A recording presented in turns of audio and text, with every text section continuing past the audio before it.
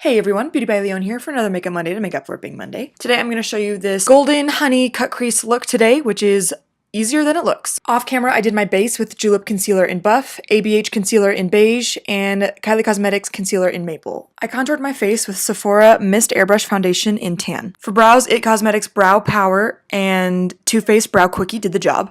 With a large blending brush and peanut butter and honey palette, I am blending together the three pale pinks on the left as a transition over the whole lid.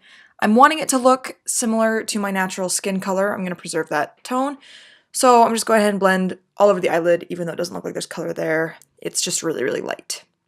For our cut crease, I'm using Paper Tiger by ColourPop, and it's in this little onesie because I got it in my Ipsy box, so it doesn't have its own packaging. Anyway, with a small eyebrow precision brush, I am dabbing it into the mustard colored eyeshadow, and I'm applying that as my line for my cut crease about 2 millimeters above my lid. That way when you open your eyes, you can see that it doesn't interfere with the color at all, and that's what will give us that good cut crease that doesn't get disturbed by the other color that we apply later. And then I'm just blending that out towards my eyebrow so there are no harsh lines except for on the bottom. Gradually I'm adding a little bit more color, and I'm even using the yellow color in the peanut butter and honey palette to do that. And then that way it just blends from gold to yellow to my natural skin tone right at the top. And then just take any nude eyeshadow, it doesn't really matter, and go ahead and blend that into the crease as well. I did that just to make the cut crease a little darker and have a little more contrast with my natural skin tone. And this has become another Ipsy favorite. This is Desert Sunset by Naked Cosmetics, and it's this loose glittery eyeshadow that just reminds me of a really shimmery glitter without being chunky like glitter. And then I just use that as a highlighter below my eyebrows. And then for the cut crease, it's really easy. You just take a lighter concealer than your skin tone and a small foundation brush, and you just draw a very distinct line right at the base of where our eyeshadow is.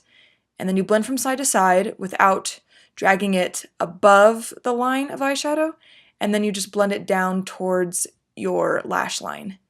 And then we just set that with a similar colored eyeshadow, and then I highlighted my inner corners with the Desert Sunset again. Then with the bottom, I'm not going to do any eyeliner, so I'm just taking a little leftover eyeshadow with the brush from before and just adding that to the bottom lash line. Then for the top lash line, I'm tight lining.